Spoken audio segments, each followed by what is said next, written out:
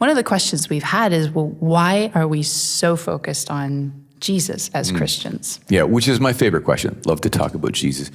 All religions would talk about God or gods, and that can just be confusing. We have walked away from some of the bad acting Greek gods like Zeus and Apollos and Athena, Ares. There's some interesting lessons and sort of fascinating myths attached to them. Walked away from Odin and Thor and Loki, Norse gods, though they did make a couple of impressive movies recently.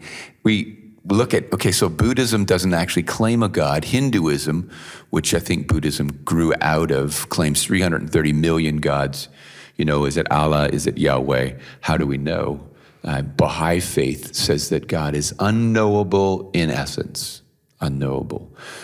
The Christian faith says that Jesus made God known, that he isn't just sort of a junior partner, vice president, but Jesus actually is God come incarnate.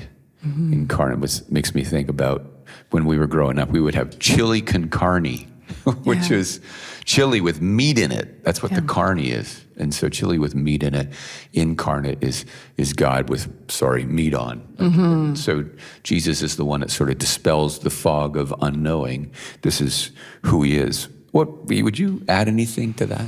I love what you said there. I don't really have anything to add, but just that when we see Jesus and how he interacts with us, and then his choice to walk into the worst suffering on our behalf, it's such a beautiful picture, or it's not even really a picture, but it's a beautiful window for us into the heart of God, and it's so compelling. And so I think that's another aspect of why we are just all about Jesus, because he is God and he's amazing.